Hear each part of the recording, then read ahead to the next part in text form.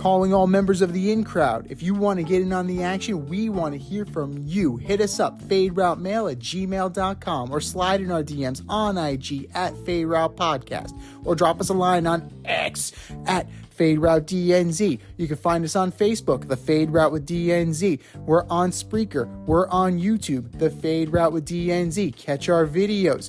Like, subscribe, share, tell your friends, and spread the word.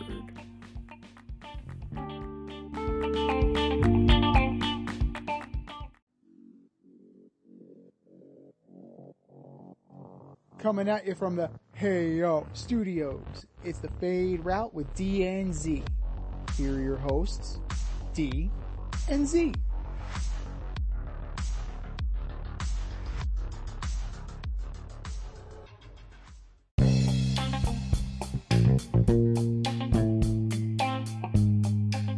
Coming at you live from the Ayo Studio. It's the Fade Route with D and Z. I am D, and we've got a great show for you tonight. Sure do. We're talking Stanley Cup Eastern Conference Finals. Yep. Caitlin Clark is still looking for her first win. And the Mets. What's wrong with the Mets? We'll begin today's show with the travesty that is New York Knicks basketball. Despite being up 2-0, and then at one point to be up 3-2, the Knicks were knocked out of the playoffs, losing to the Pacers in Game 7 at MSG on Sunday, 130 to 109. Now, Jalen Brunson considers this season a failure. Do you? He's entitled to his opinion.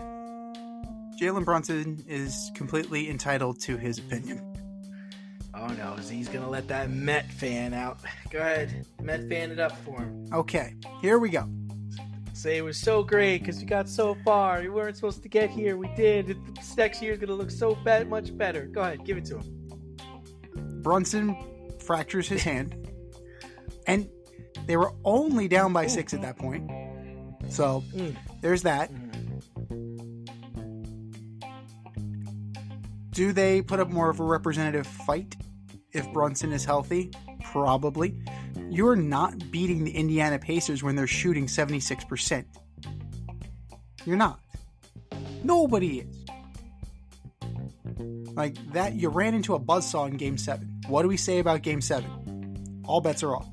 Anything could happen. All bets are off. Absolutely all bets are off. You finished second in the Eastern Conference. You're missing Randall. You're missing Robinson. You're missing Bogdanovich. You lost Brunson in the third quarter of Game 7. You got to cut yourself a little bit of slack here. Just a touch. A little bit. A smidge. Do you need more help? Yes. Is this team good enough to go back to second next year? A lot of things broke right for them to do that. Right? Joel Embiid had to miss most of the season. Giannis and Dame did not finish the job in Milwaukee. The Pacers ran through a depleted Bucks team. The Knicks ran through a depleted Sixers team. One that is an identity crisis in and of itself. So there's that. There is room for improvement, but you have to recognize and you have to acknowledge the improvement that was there. You jumped from 4th to 2nd. Okay. You go back to the drawing board. You shouldn't be happy with the results. You're happy with the progress. You're happy with the process. There's a difference. Right? You can be very pleased with how you got there, how you showed grit, heart, determination, all of the things that are championship medal. The things that we laud guys like Willis Reed for. You can be disappointed with the results. Knicks fans are disappointed with the results. Right? Right now it's very much thank yous and, you were a tough, gritty team that eventually wears off. You do need to recognize, and you do need to pay a little mind to the fact that all of this occurred. You fought through it. You got there. You got to that moment. You were within 6 points of this team. And then you took the final death blow. Right? That's it. Like, you're not withstanding that. Like, that was the final one. That was the kill shot. Jalen Brunson going down was the kill shot. And even if they somehow managed, because they were within 12 at one point in the fourth quarter with that roster, right? They were within 12. If by some grace of God that you picked off the Pacers, you're not beating the Celtics with that roster. With all those guys missing, you're not beating the Celtics. You were going to get picked off. That's a fact of life. You can be proud of the process. You can be proud of the progress you made. Disappointment with the result is fine.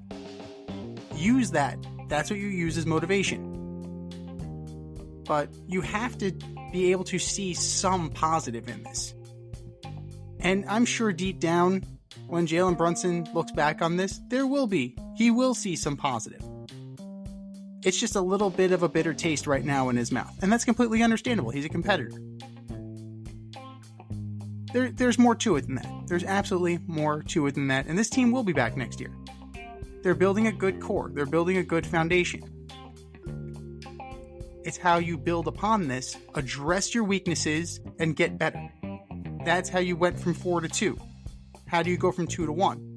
How do you go from 1 in the East to a champion? You keep addressing your needs and you keep filling those holes until there are no more holes to fill.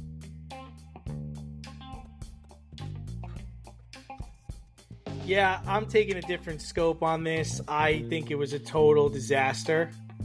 You're up 2 games to none. You're going to Indiana. Close game. Should have won that game. Game 3 should have won. Game 4 should have won. Like, there were chances in this series where it didn't have to go 7 games. Now, like we talked about, Game 7, all bets are off. I don't want to hear about injuries. I don't want to hear about the way they played. I don't want to hear any about that garbage. The Pacers beat them in Game 7. So the Pacers are shooting 76% in the first half. Then they're shooting 67%, over 67% for the game. You weren't beating the Pacers in Game 7. Okay? Nope. Not shooting like that. No. But that's what the Knicks needed to do in Game 3. That's what the Knicks needed to do in Game 4. That's the kind of team that needed to come into Indiana. That's the team that they needed. And I don't want to hear about, we got hurt and all these injuries. Well, guess what? You know what? Pistons don't go back-to-back and Magic doesn't pull his hamstring. Okay? We could go about injuries all day. That's what the NBA playoffs are. It's a fucking marathon that lasts forever. You got to stay healthy. You got to win games you're not supposed to win. And this was the year. No Embiid. No Giannis. Jimmy Butler went home already. You were going to be playing Boston in this round. The next round, a team that you could beat. You showed this year that you could beat.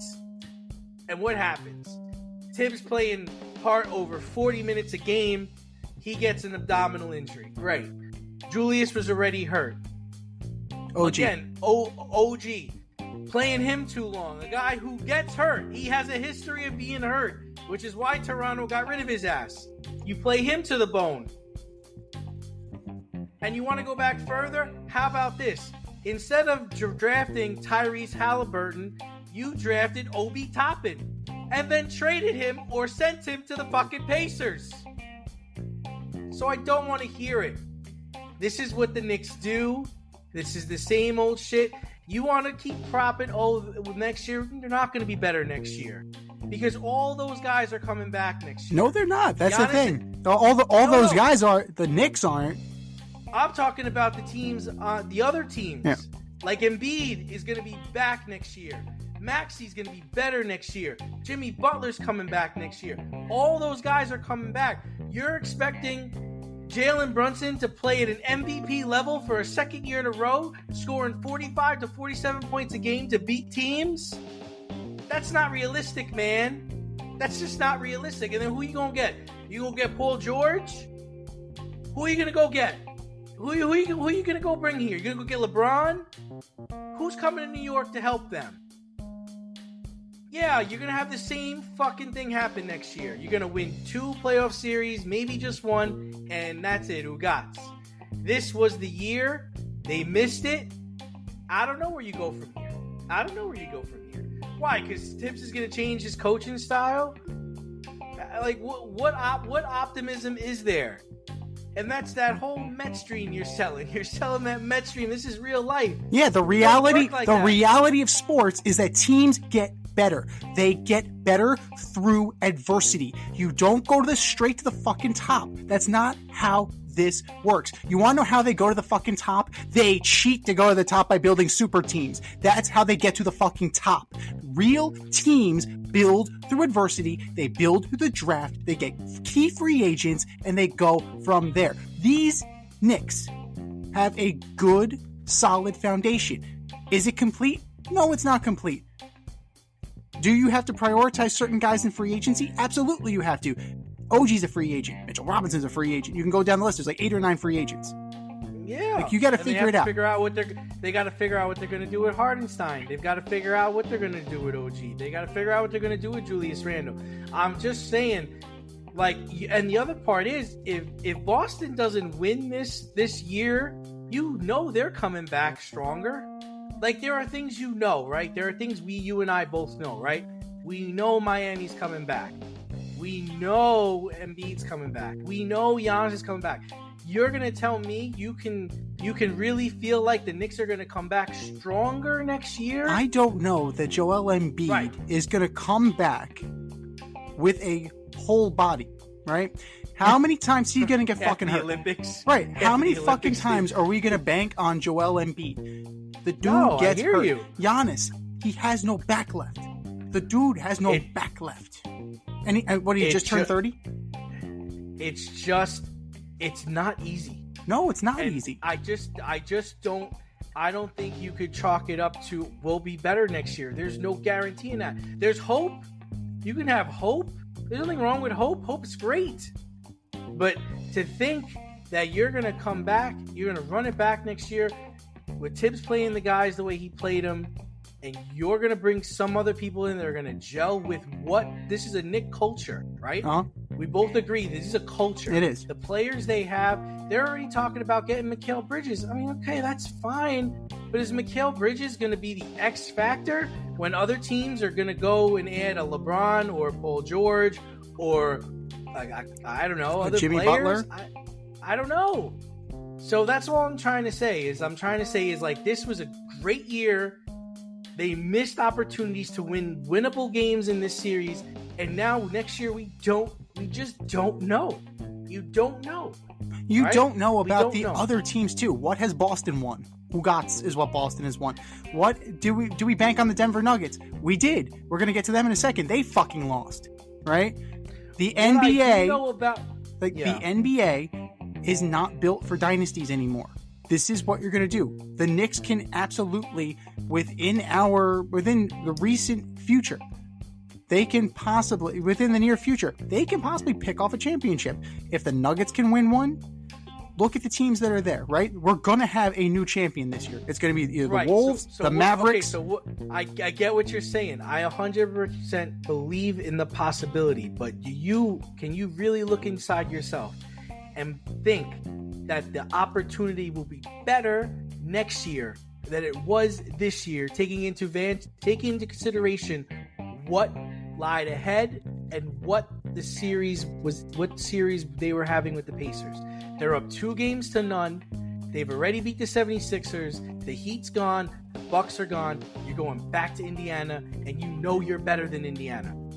Indiana knew they were better than them. You're going to tell me something like that's going to present itself next year? I can't get on board with that. I cannot. But anyway, everything broke this year. Everything had to break right this year. Everything did. Right. But guess what? The things that you're talking about can easily fucking happen again. Joel Embiid can end up in a goddamn wheelchair. Giannis can end up in traction. These things happen. It's happened 2 years in a row for Giannis. So don't tell me they can't happen, because we've seen it happen. Asking for it to happen a third year. Yeah. Lightning struck twice. It can easily strike 3 times because it's already struck fucking twice. We'll see. So in the West, the defending champions were beat at home in Game 7 by the Timberwolves, allowing the Wolves to advance. You know, that team in Minnesota. Yes, that team in Minnesota. The Nuggets were up by double digits in the third quarter, and then I watched it. They went ice cold, which ended their hopes of a repeating. The question I have for you is, will the Nuggets be back, or has the rest of the West caught up with them? How do you beat the Denver Nuggets? I think the Minnesota Timberwolves have figured out how to beat the Denver Nuggets. You beat them up down low with size, and you defend. Now, it helps. It certainly helps that Anthony Edwards is one of the best scorers in the league. It certainly helps, right? It certainly helps that Rudy Gobert is a former Defensive Player in the Year, right?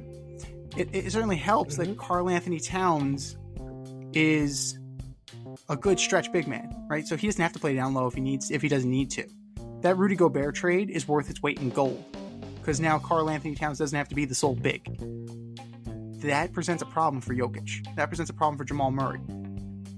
And if those two guys are not going to be scoring, and you have to rely on Aaron Gordon, if he's going to be your guy, that's going to be a problem, right? So yeah, you want to look at that. I mean, the Nuggets the Nuggets are more of a failure than the Knicks. Let's be real here. The Knicks have not won a championship since 1973. The Knicks have not won a championship since 1973. That's a good poll question. Yeah, the Denver Nuggets won last year, and we were saying, could this be a dynasty? Right? We were wondering, we were questioning whether this could be a dynasty. It still can very well, right? The Warriors didn't win every year. They did not, right? The Lakers, they don't win every year. They do not. And they're going to be in a team of transition.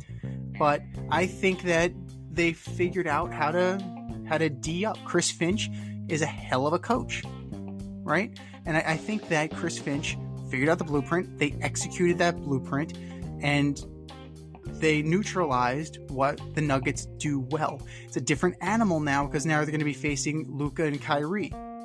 So you go back to the drawing board. You cannot use the same strategy against a ball-dominant guard and one of the best passers in the league. One of the best passers in league history, actually.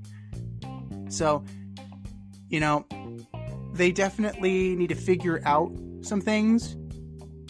Do I count out the Nuggets? No. The same reason I don't count out the Knicks. They have a good thing going there. They need to add to it.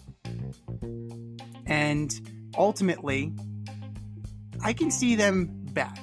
Now, what constitutes back? Another championship? Sure, why not?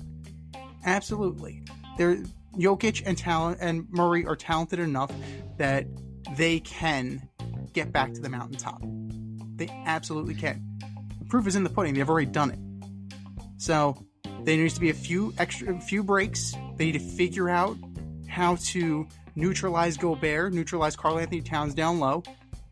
They need to figure out who my third scorer is. Is it going to be Aaron Gordon, or is it going to be somebody else? Can we get somebody better? Possibly. Like, that would be nice. But you know, their window's not closed as long as they have Jokic and he's motivated. Their window's as open as they want it to be. Yeah, I mean, so again, I have a different take on this. I think Minnesota came in and really just surprised them. Like, I think they went into Denver and they beat them the first 2 games, and Denver's like, whoa, like, what the fuck was that? Yeah. Like, you know, and Anthony Edwards was D'ing up Murray really hard.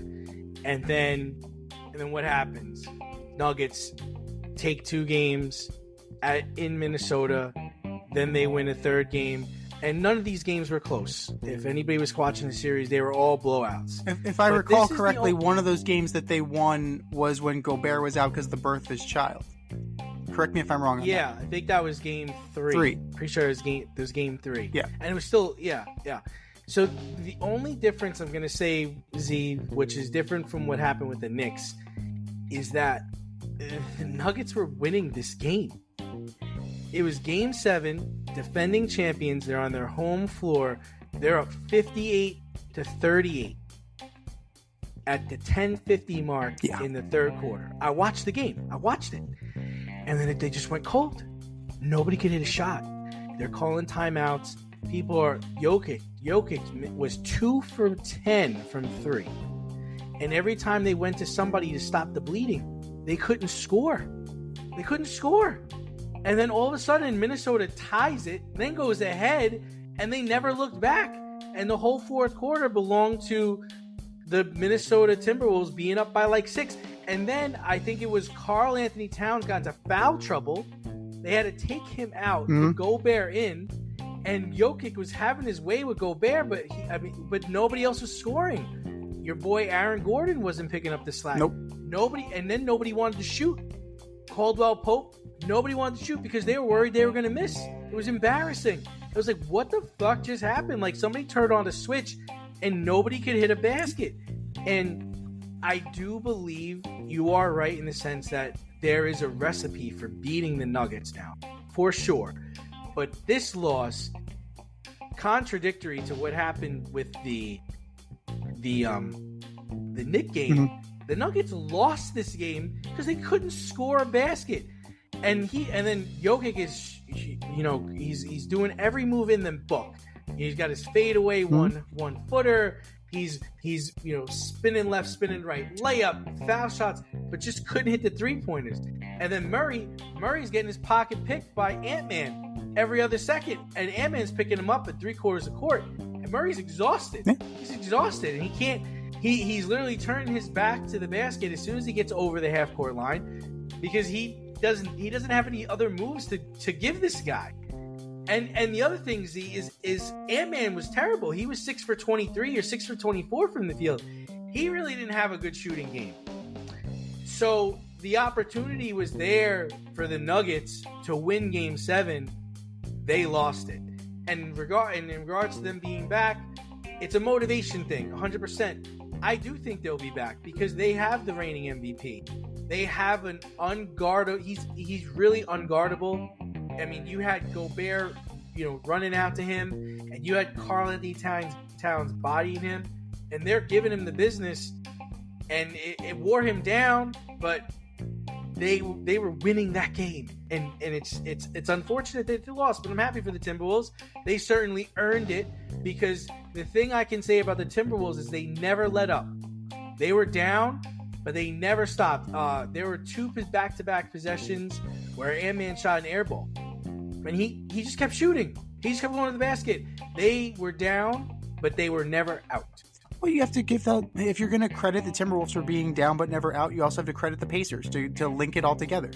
Like they could. Oh, the Pacers. They could have packed it in. They could have packed it in. They didn't. The same thing with the Timberwolves. For sure. And I really do think with the Pacers, it was coaching. I really do think like Rick Carlisle got his shit together. He's like, dude, we're not playing like this anymore. After those first 2 games. Yeah. And then he sent his. And we talked about it. He sent the video to the league. Like, where's the foul calls? What's happening here? He worked the refs. But we also talked about it. We said if the Knicks are going to rely on bullshit and refs and controversy, it's not going to get you far. Because at some point, that shit caves. And I do feel like Rick Carlisle was like, no. We're not doing this. We're not doing this. And say what you will. Chris Finch outcoached Michael Malone. Like he outcoached Michael Malone. Well, I just like I said, I can't tell what the game plan was, but I can say that they were not making their shots. Yeah. Like Jokic was getting open threes. Murray was not being aggressive. Caldwell Pope was not shooting the basketball. Aaron Gordon, I guess because Towns and Gobert are just as big as he was. Yeah. He was like not the same player that he was last round. So I don't know how much of it was coaching and how much of it was really on the players. Well, coaching, like any sport, any coach has to adjust. How do you adjust? Every adjustment Michael Malone tried failed. You're down 20, you're up 20, and then every single button you pushed didn't work.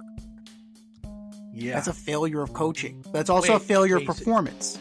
It's both. Saying Michael Malone was down 20 or he was up 20? When he was with the Nuggets. Yeah, he was up 20. Yeah, he was up 20, up 20. And he sees the momentum shift, right? Yeah. And he can't stop it.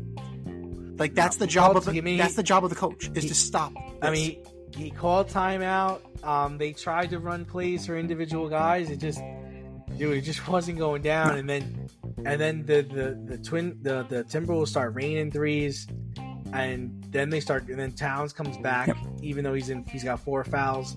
He starts going to the basket, and then Gobert hitting these fadeaways and shots. Like, Rudy Gobert, where did this come from? It's that dad strength. I guess. Step outside of your safe area and make a statement without saying much with FCK Clout Lifestyle Apparel. Embrace the colorful chaos and stay emotionally regulated in their hoodies, snapbacks, graphic tees, accessories, and more. Season 3 merch is up now. Get it while you can. Go to fckclout.com and get all of your needs from men and women. That's fckclout.com. Moving over to hockey, Game 1 of the Stanley Cup Eastern Conference Finals. I think it's tonight or tomorrow night. It's tomorrow night. Oh, it's tomorrow night. Tomorrow night. But we got to talk about the Rangers' amazing victory in Carolina last week. Yes, we do. You and I were texting live time, down 3-1, heading into the third period, and Kreiderman scored a natural hat trick to punch the Rangers' ticket to the Eastern Conference Finals. Z, where does this rank in Rangers playoff history? And will this momentum help them get by a really, really good Florida team? Point for me. The player to watch, Chris Kreider. You heard it here first. Now, where does this rank in terms of Ranger playoff history? I wasn't around for the 70s, so I can't speak for any of that. I wasn't around for, 1940, clearly.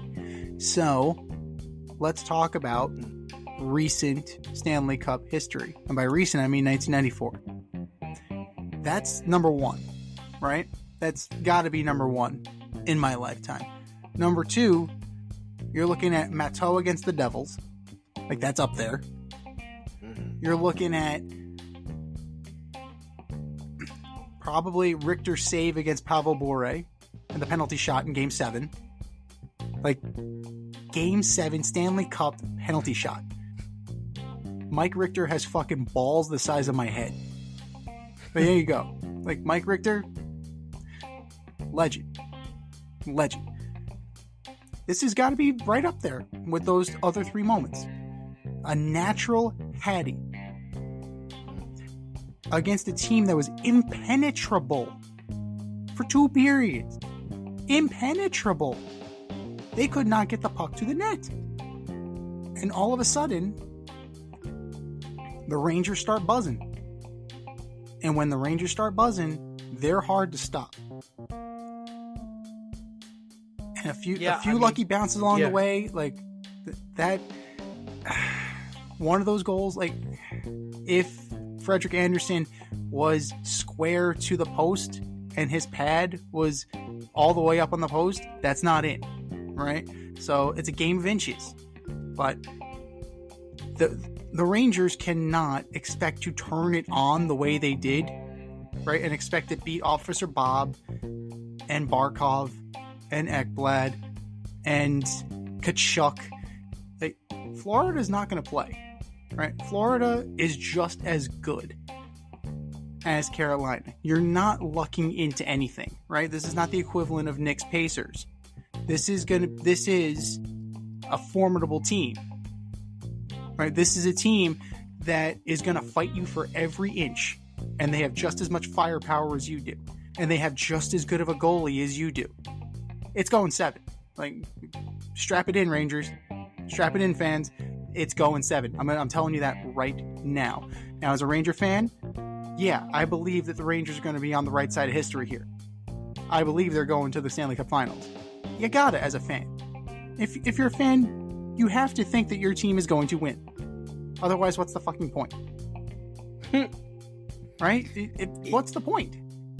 Fan stands for a fanatic. There's a little bit of delusion in fanaticism. So, I believe. Ranger fans, some of them hopped off on X. I was watching. At Fade Route DNZ, I was watching people jumping off the bandwagon. Come on. How, oh ye of little faith. Come on. But this is, you hope that there's momentum, but new series, you started 0-0, and strap in. That's all I'm going to say. Strap in. Be prepared. It's going 7. Well, like I said, we were watching this in live time, and I was saying, like, Kreider Man's got to show up. Someone's got to show up. Who's it going to be? When's it going to happen? And then it just started popping off, and they didn't look back. I have to say, it was one of the most memorable experiences in my lifetime as a Ranger fan, because it didn't look good, man. It just didn't look good. It was 3-1 heading into the period, and they were being outworked. They were sloppy. Passes weren't crisp, and you're just like, oh my God, I cannot believe this is happening. I can't believe we're going to Game 7. And then all of a sudden, you're like, okay, it's 3-2. Okay, it's 3-3, it's tied, and there's like 5 minutes left, and then, oh my God, he scored again. It's like, oh, and then the momentum shifted. Even though they were in Carolina, all of a sudden it's dead quiet in that building. All of a sudden they're the ones that are sloppy. They're almost letting really easy shots go into the goal. They're clearing to nobody. And you're like, oh my God, you could just feel the momentum turn. And yeah, I do think this can carry to the next series. I wish the game was tonight. It's tomorrow, which gives them time to heal up. And I mean, I hope it doesn't go 7. I hope it only goes 6 games. The Panthers are ready for this. Mm-hmm. Both teams know each other extremely well. And you just can't let your foot off the gas. The best thing about that last series was, the Rangers led the league in come from behind victories all season. So even when they're out, they're still in. So that's the best part about this team. And they're well coached.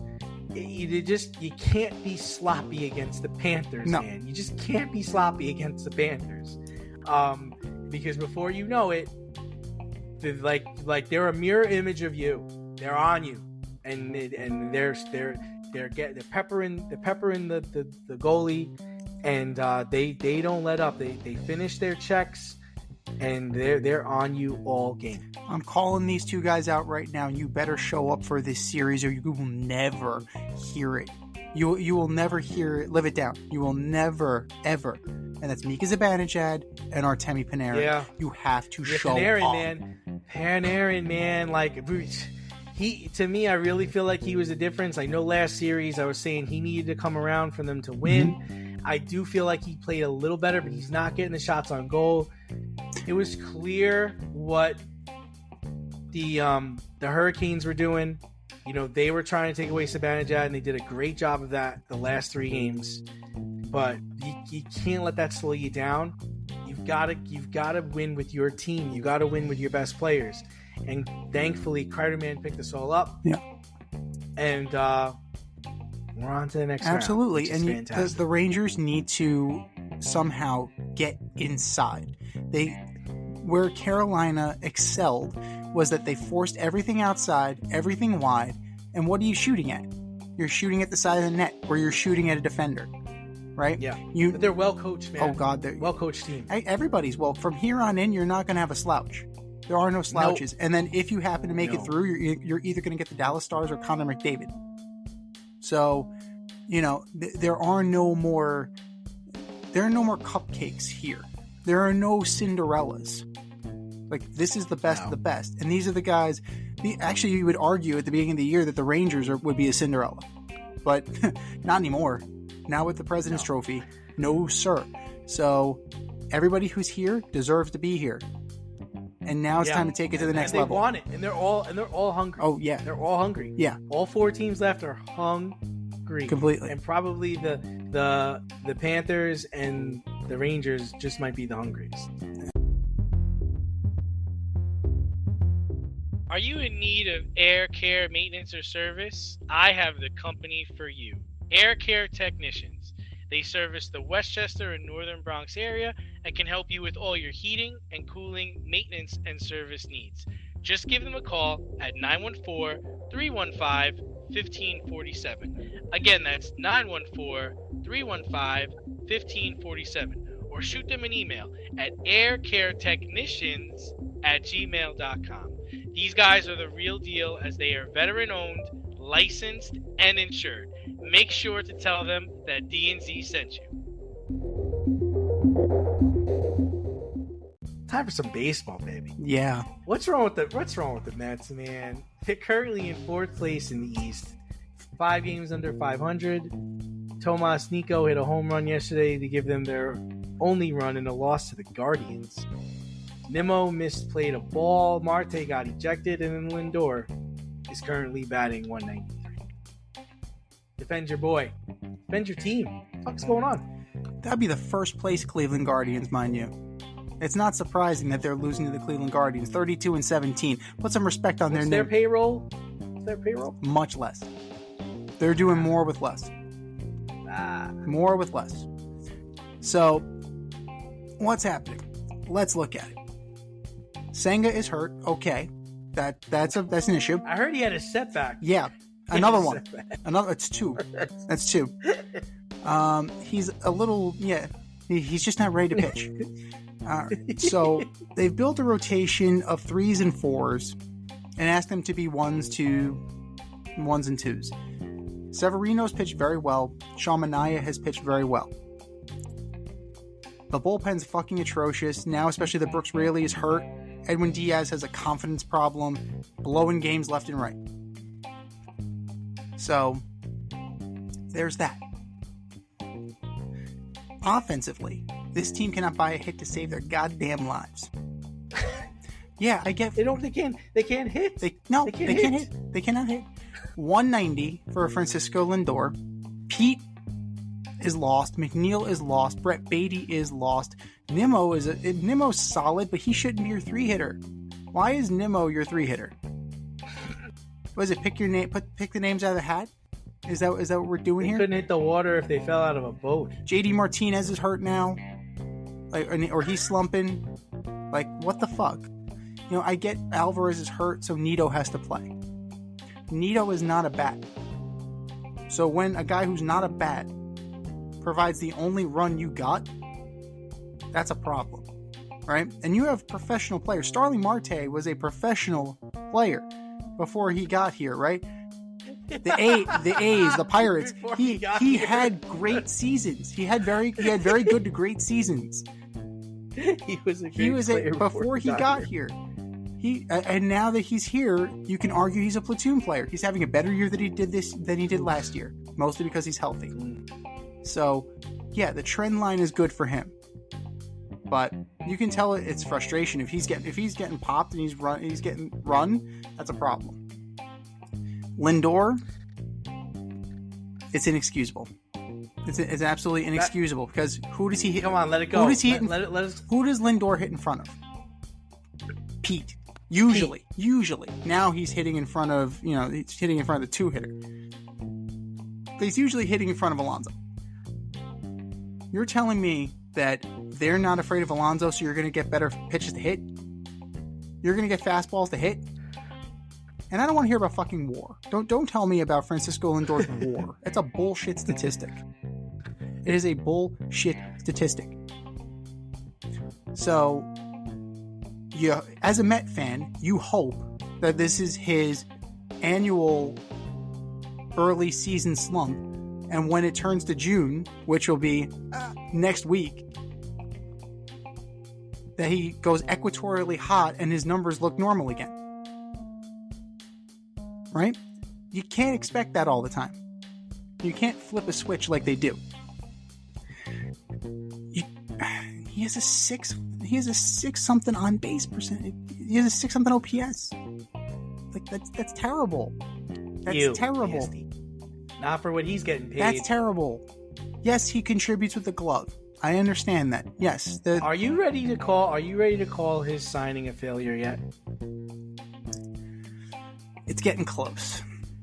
All right, fine. It's getting Come on close. My team, man. It's getting close. Team, man. But here's the thing. Who's the best shortstop in Major League Baseball this year? Mookie Betts, a second baseman. Mookie Betts, a second baseman, is playing shortstop. Seager's not playing very well. No, Seager's not playing well. Lindor's not playing well. Mookie Betts is the best shortstop in baseball, and you know when he started playing shortstop this year?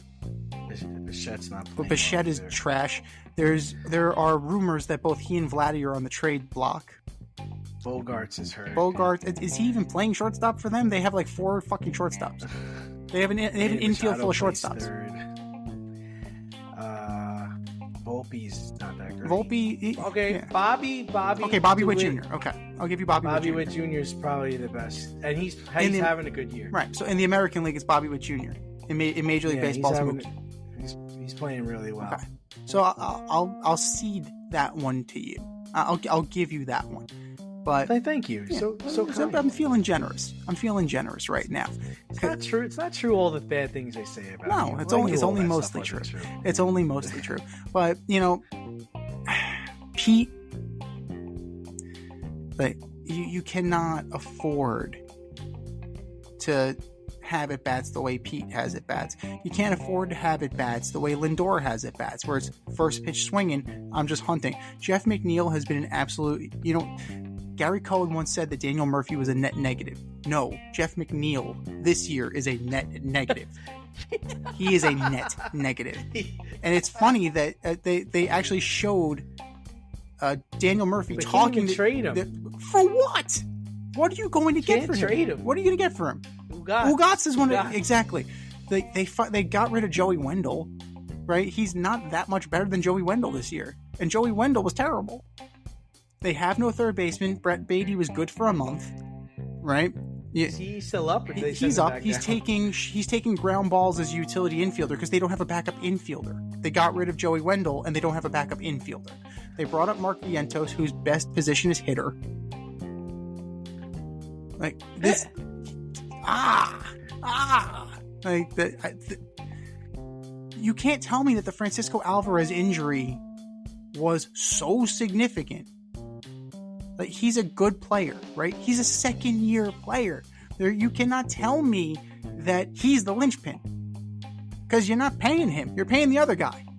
The other guy is going to be the linchpin. He's supposed to be the guy, not Francisco Alvarez. Like, Francisco Alvarez is very good. Okay, good, fine, and I can see where that would affect the pitching as well.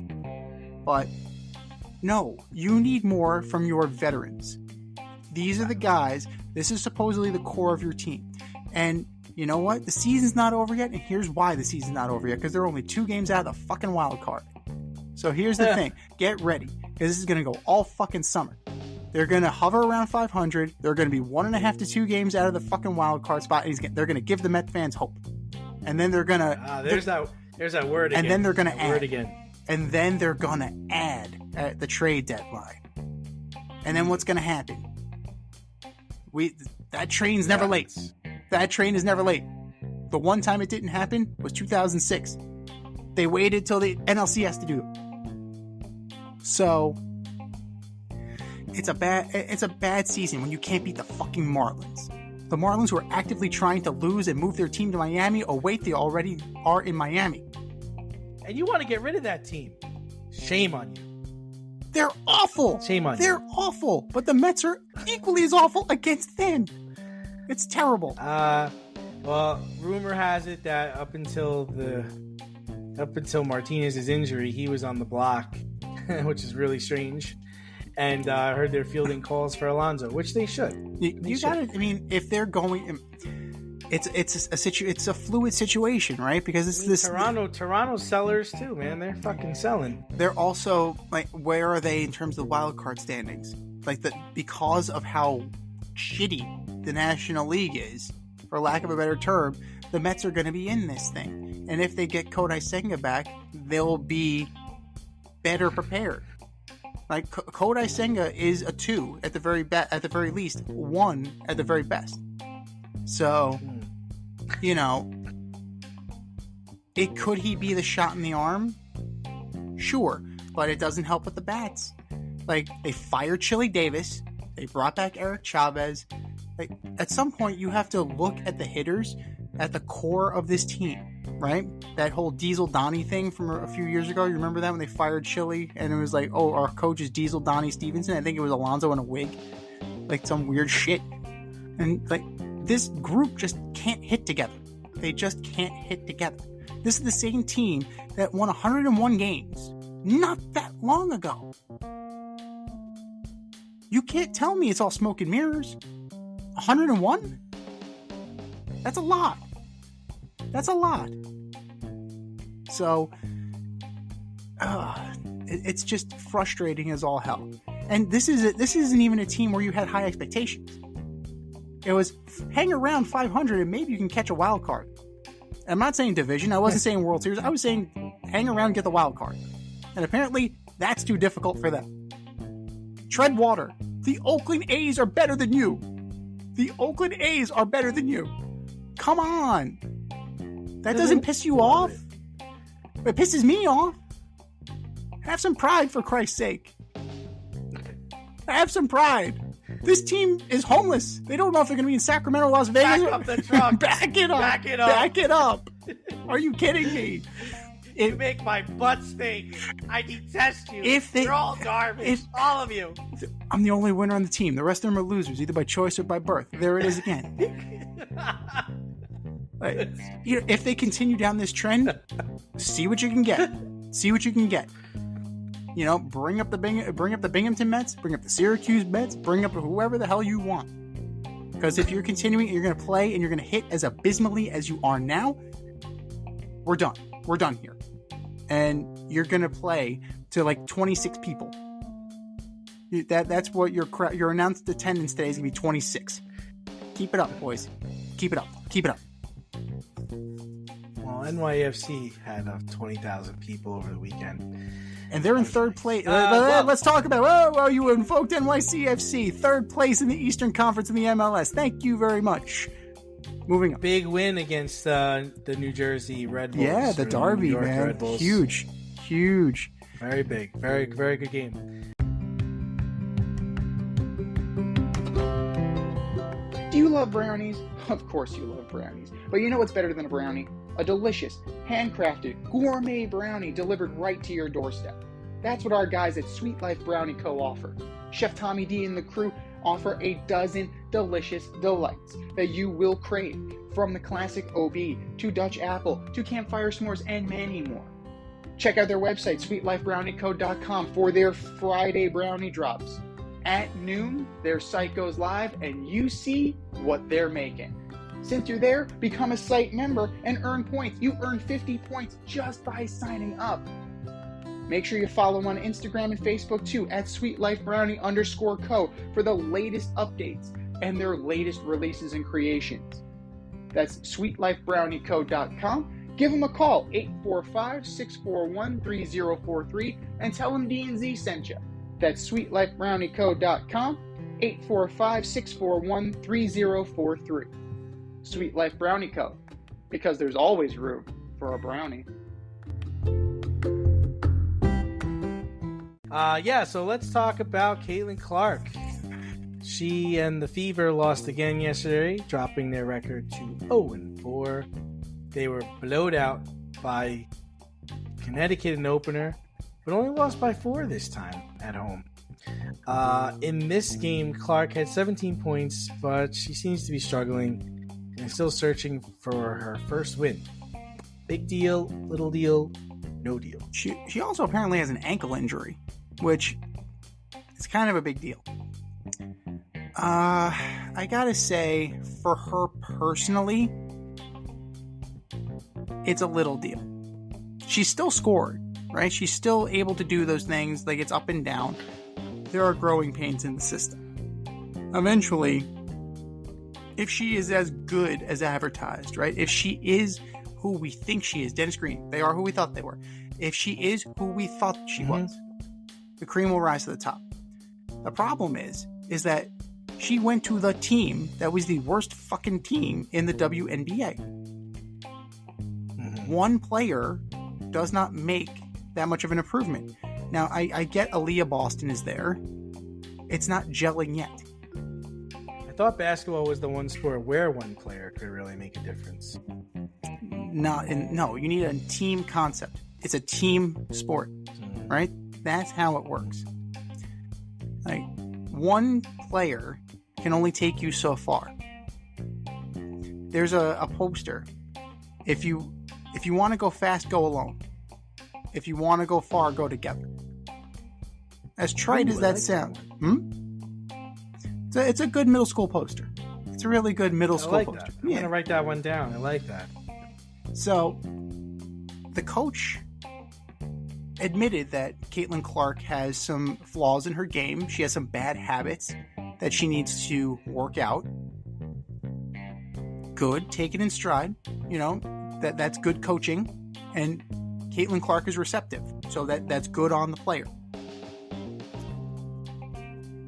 So, yeah, it's growing pains. This is to be expected. Personally, it's a little deal. No deal for the Fever. They were the worst team without her. They're probably going to be the worst team with her. So, you know, they're just not good enough. Even with her and Aaliyah Boston. It's not there yet. It's not there yet. Give her a year without this LeBron-esque pressure, right? Let her get her sea legs. Let her get her feet under her, and then let's see what she has to offer. 4 games is way too small of a sample size to go hair on fire, big deal. It's not the NFL. Right. So definitely no deal for the team, little deal for Caitlin Clark. Yeah, I'm going to say I think it's a little deal. I don't think it's a big deal. Certainly not no deal. I think it's a little deal. I mean, when you're like, you know, when you're coming up and you're the number 1 pick and you're this phenom, you're supposed to make a difference. And the only difference she's really making right now is there's a lot more people going to see the games. There's a lot of people talking about it, like you and I. I've gotten to watch 2 of the games, and, you know, I feel like she's still doing the things she did in college. And the things she did in college doesn't translate up here. You can't just run around and shoot. You have to also pay attention where you're going, because there are people setting picks for you, and if you don't pay attention, you could get knocked out of the game. Breanna Stewart almost knocked her out of the game when they played the Liberty. I guess that'll come with time. She's shooting very wildly. I don't know what her shooting percentage is, but some of the shots she takes, you're like, whoa, okay, whoa.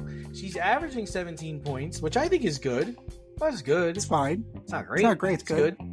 She's averaging 5 assists, which, you know, for a guard, I think that's fair. I am still kind of stuck on this thing where I think, you know, it's a long season for her. I mean, she's coming up from just playing her college season, and now she's in the WNBA. I'm kind of leaning towards the area where we'll know more about her next year, where she's actually had an off season to rest. She'll be better acclimated to the WNBA. I have her numbers here. She's shooting 41% from the field, 34% from 3. For me, I mean, I think she's not having the impact I thought she would have, and maybe that's just because I had higher hopes for her. But that doesn't mean that she's not going to be anything. I'm sure she's going to be still a good player.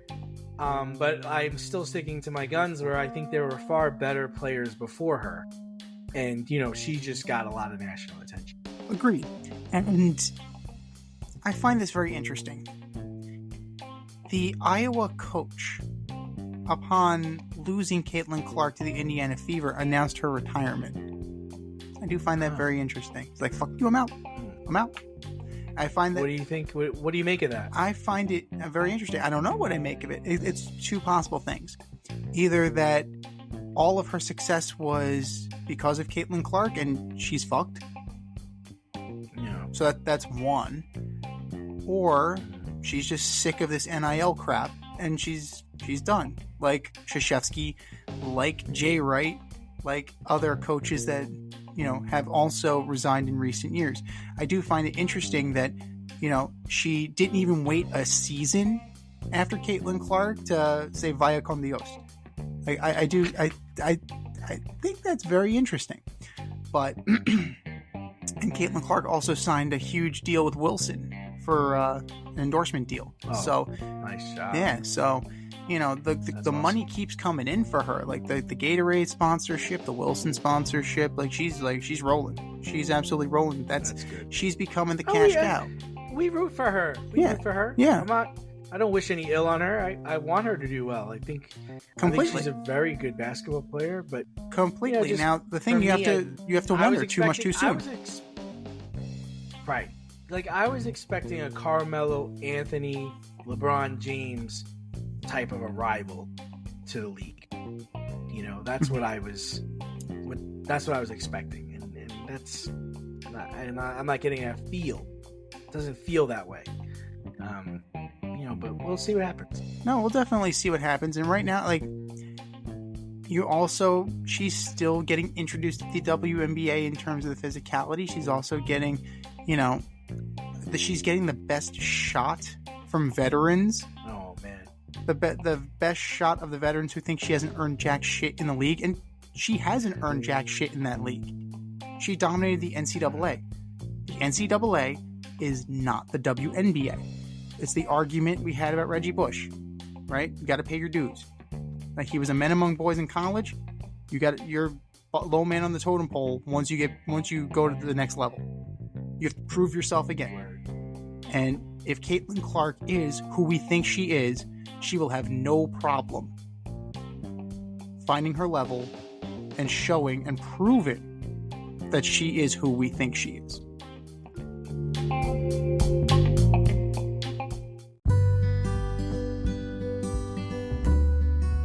Avoid messy accidents. Get better stopping power with your brake pads. Callahan brake pads. You never know when you'll be driving in the road and there will be a truck tire that you need to avoid and save your family. Callahan Auto. We really care about what's under your hood.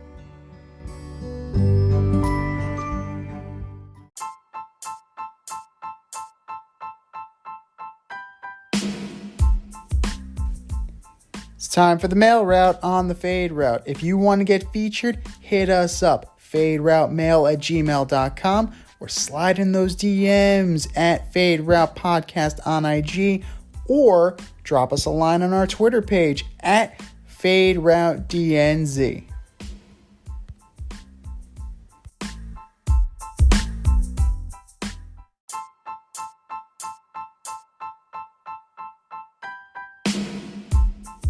All right, boys and girls, our mailbox is full. And if you, yes, you, want to send us an email, hit us up, faderoutemail@gmail.com. Or if you want to drop us a line on X, FadeRouteDNZ, or DM us, drop us a DM at Fade Route Podcast. And you can be on the mail route. Our first email comes from Caesar in Hell's Kitchen. Friend of the show. Caesar. Hey guys, NYCFC is getting a new stadium in Queens, right next to Citi Field. Is there any chance the Jets will try to build a football stadium in New York? Yeah, right. I mean, they spent $500 million on that travesty that's a stadium in Jersey. It looks like the outside of an air conditioner. I'm sure they want to. They kind of missed their chance. I really thought Yonkers Raceway was the best option for them if they want to be in the city. Yeah, I would say very low chance, but I mean, I know they're talking about it, doing it in that area. But I mean, you're talking about some serious cash that they'd have to commit, and I just don't see that happening. Yeah, I mean, I gotta say, their best shot was probably Javits Center, because they were willing to build that West Side Stadium. There was a lot of smoke there. There was a lot of smoke with the West Side Stadium. Yonkers was too far away. I agree. Long Island, a lot of Jet fans on Long Island. Where the hell are you going to build it? So It's a logistical issue. Now, kudos to NYCFC for getting the stadium. You know, they're the itinerant team of New York. They're the itinerant team of the MLS, because you have games at Red Bull Arena in Harrison, New Jersey. You have Yankee Stadium, and you have Citi Field. That's ridiculous. So they finally have a place to call their own. It's going to be amazing. 2026 cannot come fast enough. The Valley of Ashes, the Valley of Tears. This is where teams' hopes and dreams are going to come to die. That's what we hope. That's what we hope. And after last year, we hope that it's not our hopes and dreams as NYCFC supporters. The Jets had their chance. It's over. It's done with. You wanted to be the New York Jets. You couldn't be the New York Jets. Now you're going to have to be the New Jersey Jets playing as the New York Jets. Sorry. Moving on. Because that budget, there's no way they're going to approve another stadium after this one. The next email comes from Jamal in Irving, Texas. Why are things working for Kyrie Irving in Dallas, but they didn't work in Boston, Brooklyn, or Cleveland? You know, we were really skeptical about this working out. I guess Mark Cuban just knows what he's doing. You know, I heard that when he was going through his fasting, Cuban had a special chef come in, a vegetarian chef, to make him food and to make sure that he was well balanced, well nutritioned, and was, you know, being able to be at his peak performance during that time. I think it's more about Kyrie here. I know Luka's there and it's Luka's team, but I feel like he's kind of become a star. I see him talking to players and motivating players, and I don't remember seeing him do that in his other two stops because he really wasn't the guy. Even in Cleveland, when he first got there, he was, but then LeBron came and then he wanted to leave. In Boston, he wasn't, and for the Brooklyn Nets, it was just a mess. So I'm gonna say, you know, he's kind of fallen into his own because he's able to do what he wants to do. He's able to be the guy. He's able to perform the way he wants to perform. So that's why I think it's working. Well, how much of this is also that he's a good foil in Luka, right? I think it's important that we examine who he's playing with. Like, he is getting the ball to Luka, and Luka is doing Luka things. In the past, he's had to deal with other egos as big as him. We'll be nice and say other egos as big as him. Right? You have James Harden, for one. Kevin Durant. LeBron.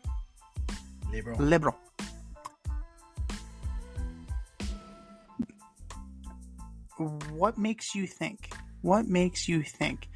that Kyrie is going to have the cachet that those guys have?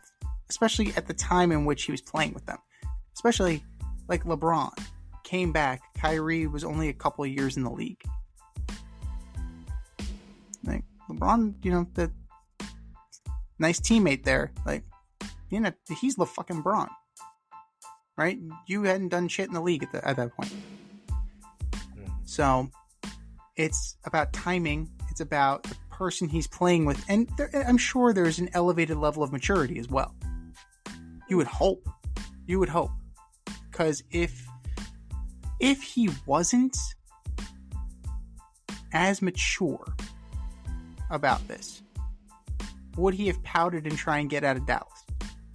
Right? Because Luka was the star of that team. Luka is the star of that team.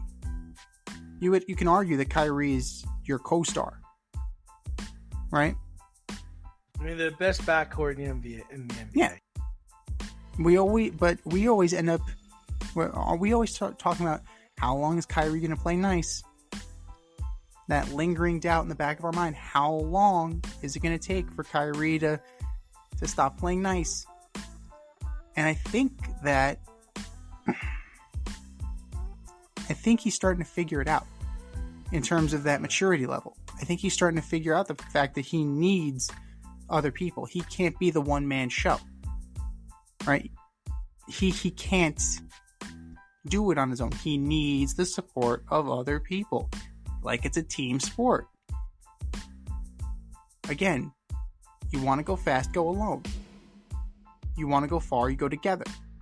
And we had our doubts about this last year, especially with the results. It didn't look like it was working at all. They showed us. They proved us wrong. So, kudos to the Mavericks. They're in the Western Conference Finals. I mean, they knocked off the Thunder. Everybody had anointed the Thunder. Yeah, let's talk about that for a second. Let's talk about that. Very young, very good. Room for improvement. That's what you need to take away from it. On paper, they shouldn't have lost that series. They shouldn't have. They're just as good as the Mavericks. However, what's the difference between the Mavericks and Thunder? Veteran presence. Been there, done that. When it gets tight, when the moment gets big, Luka and Kyrie did not shrink from the moment. And that only comes with experience. That comes with time. It comes with seasoning. And they'll learn from this. The Thunder, they're too talented not to come back. It's what have you learned? How can you apply what you've learned? But, yeah, it just, the moment seemed to get too big for them at times. And what can you expect from a team that young? Email number 3 comes from George in North Philly. Alec Bohm is leading Major League Baseball in RBIs. Are you surprised? I am, but I'm certainly happy he's on my fantasy team. Oh, that's why it got through. And I tried to trade him 2 weeks ago, and a person laughed at me and turned me down. Ha! Who's laughing now? Where's Joe? Ha! No, I mean, they pack a punch, man. And for him to feel, and what was it, like a year or two ago, they caught him saying, I hate this fucking place. I hate this fucking place. And he's still there, and he's a damn good ball player. So, I mean, I am surprised, but I think he's gonna make the All-Star team if he keeps it going like this. He's an All-Star. He's an All-Star, Dave. Forget about Doran because he's only high priced. Yeah, no, it is extremely surprising. But if you look at, he is tied with Jose Ramirez with 44. But check this out and get ready for this. Marcell Ozuna is 3rd in the league. Then William Contreras, Salvador Perez, Teoscar Hernandez, and then Juan Soto.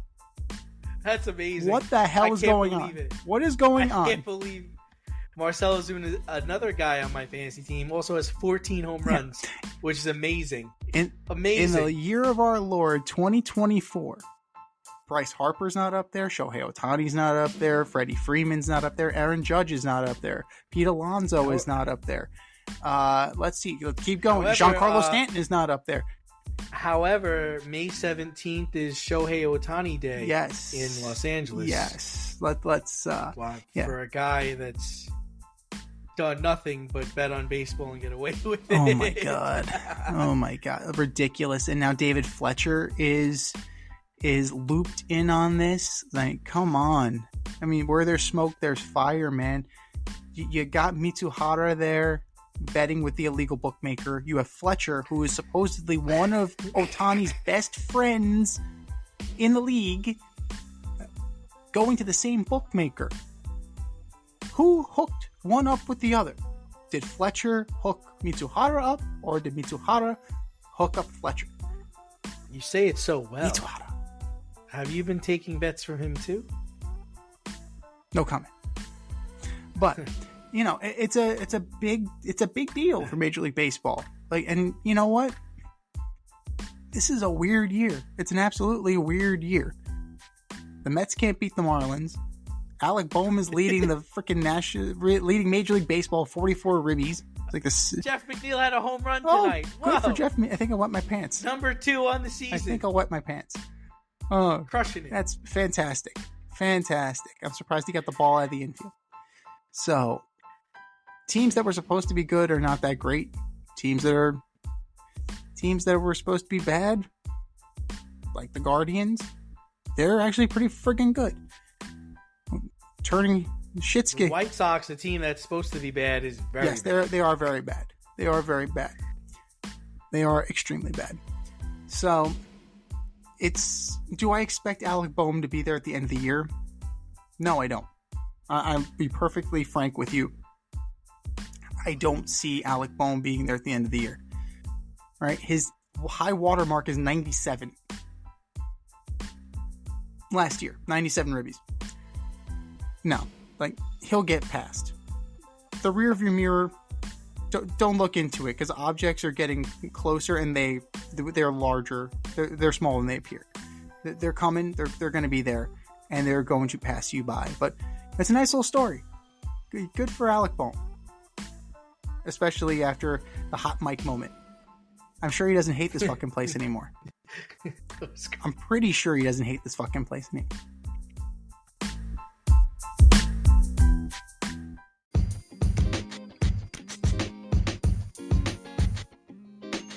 Your favorite podcast has its own merch line now. Go to the Fade Store with DNZ.com today for all your Fade Route merch needs. I'm talking tank tops, t-shirts, sweatshirts, like yoga pants, we got those too. Like some cool accessories, we got those too. And we're not done yet. We have so much more planned for you, but check out what we have today at the Fade Store with DNZ.com. That's the Fade Store with DNZ.com.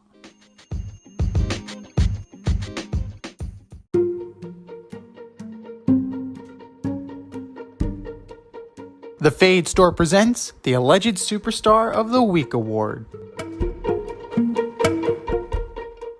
All right, boys and girls, you know what time it is. It's time for the Alleged Superstar of the Week. You know how it goes. We put up a poll on our X account at FadeRouteDNZ and our Instagram poll at FadeRoute Podcast, and you vote. And you vote, and you vote, and you vote. And the winner of said vote gets a shout out on this here show and takes home the coveted Ass Trophy. And do you know who took home the coveted Ass Trophy last week, D? I don't. The National Hockey League. We both got that one. We both got that one. It's a bad look. It's a bad look all the way around. Sam Bennett still playing. Nichushkin still suspended. Good job, Gary, I suppose. But that was last week. This is this week. Who are your nominees for Alleged Superstar of the Week, D? All right. First up, I've got Sean P. Diddy Combs. Video emerged of you assaulting singer Cassie in a hotel. Diddy hit her in the head, threw a vase at her, and kicked her while she was down in a hotel hallway. Dude, you are dunzo. Jesus Christ. Absolutely dunzo. Don't want to hear about your apology. They should take away your key to the city. Man, just awful. Sean Diddy Combs, you are my Alleged Superstar of the Week. And number 2, Nikola Jokic, what are you doing here? You allowed the Minnesota Timberwolves to come into your house and beat you in Game 7, even though you were the defending champions. Up 20 points in the third quarter, let that whole lead go. Went 2 for 10 from the three-point line. That, sir, is not what an MVP does. That's not what a superstar player does. But that's what an alleged superstar does. So, Nikola Jokic, you are my alleged superstar of the week. And number 3, your boy, Francisco Lindor, currently slashing 194, 268, 346 with 7 home runs, 22 RBI. Man, he's killing it. Ridiculous. How ridiculous does this contract look now? Francisco Lindor, Frenchie, you are my alleged superstar of the week. What do you got, Zeke? Yeah. What more can you say? Hey, Trash. 193.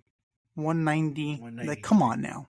Like, play to the back of your baseball card, please. For the love of Jesus Christ. How about you do it?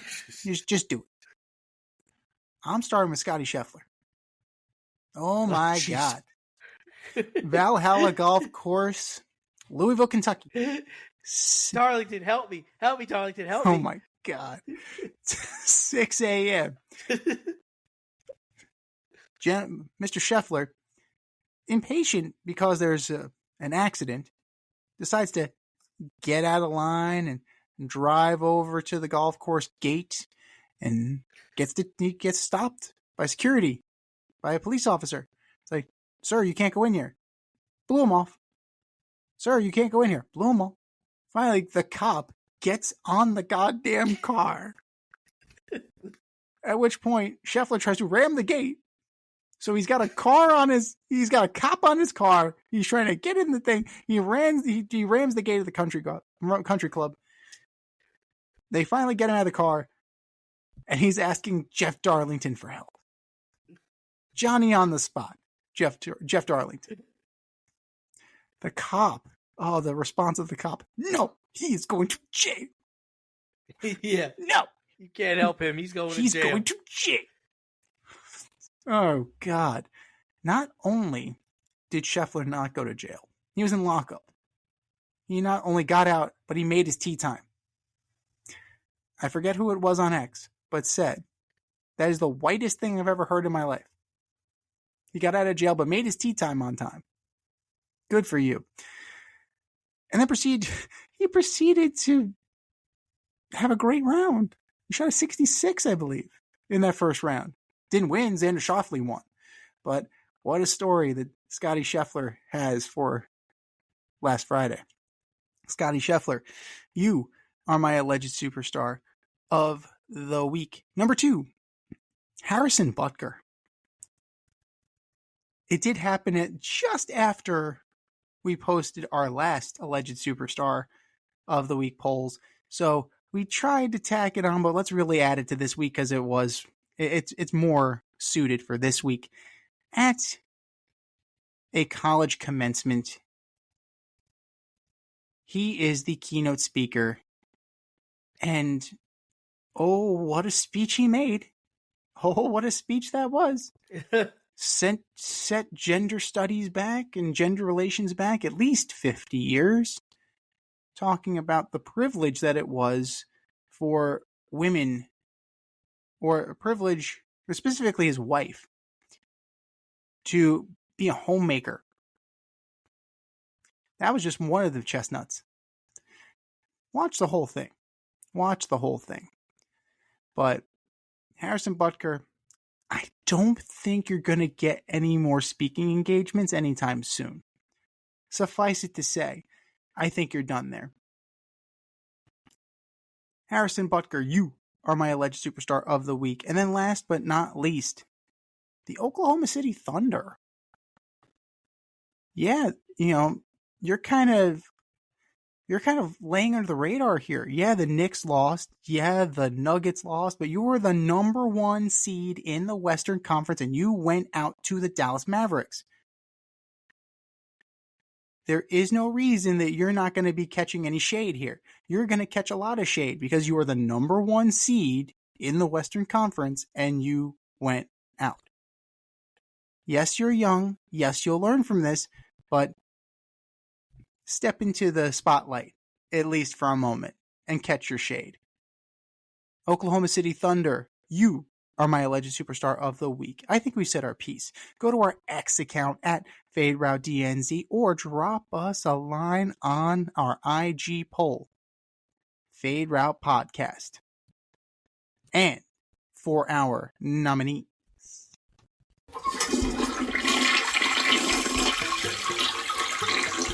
Just do better, boys. Just do better.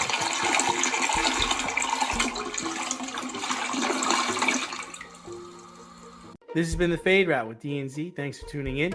Catch our podcast on Wednesday nights on iTunes, iHeartRadio, Spotify, wherever you listen to your podcasts. So until next time, stay faded, everyone. Time for us to run the go route. We'll talk to you next week. Thanks for listening to this episode of our podcast. If you like what you heard and want to hear more, be sure to like and subscribe on your favorite podcast platform. Rate us 5 stars, leave us a review, turn on subscription notifications, and tell your friends. Spread the word, spread it wide.